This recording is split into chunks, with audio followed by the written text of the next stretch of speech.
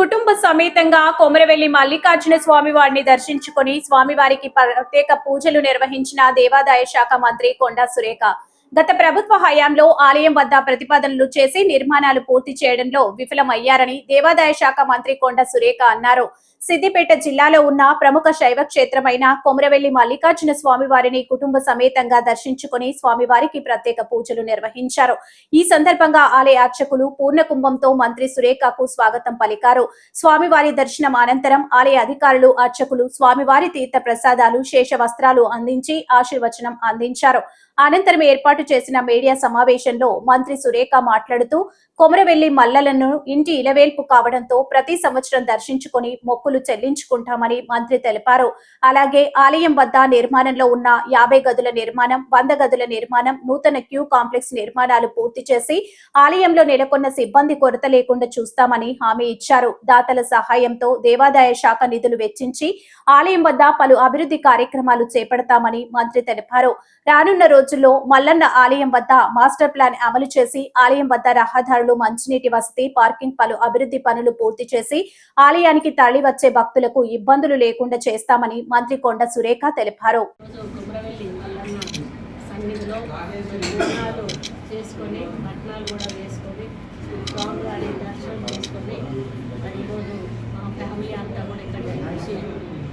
హ్యాపీగా స్వామివారి ద్వారా దర్శనం చేసుకొని వెళ్ళడం జరుగుతూ ఉంది. ముఖ్యంగా ఈ కొమరవెల్లి మల్లన్న ఇలవేల్పు అత్తమ్మ ఉన్నప్పటి దగ్గర నుంచి కూడా ప్రతి సంవత్సరం ఆమె వచ్చి బోనాలు సమర్పించడం ఆమె అలవాటు. మరి ఆమె తదనంతరం కూడా దీన్ని కంటిన్యూ చేస్తూ ప్రతి సంవత్సరం కూడా వచ్చి ఇక్కడ బోనాలు సమర్పించి పట్నం కూడా వేసుకొని వెళ్ళడం జరుగుతుంది. అదే పద్ధతిలో ఈరోజు కూడా ఆ కార్యక్రమాన్ని పూర్తి చేయడం జరిగింది.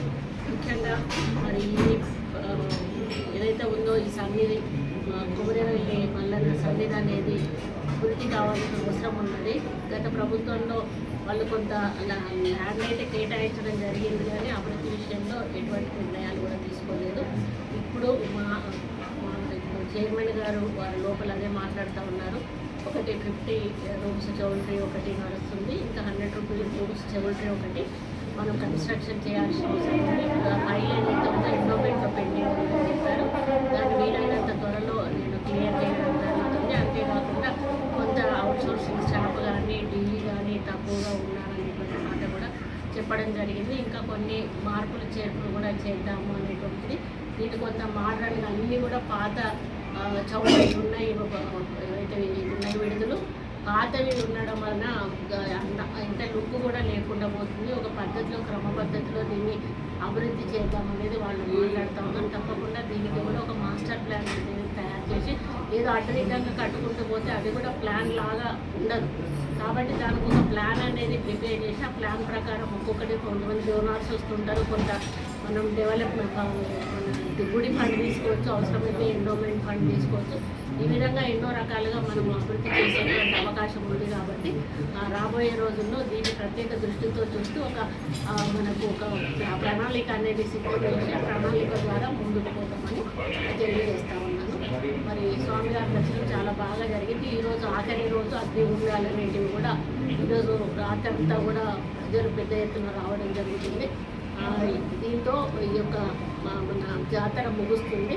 కాబట్టి ఈరోజు పెద్ద ఎత్తున పబ్లిక్ కూడా వచ్చారు. ఈరోజు మేము కూడా రావడం దర్శించుకోవడం మాకు చాలా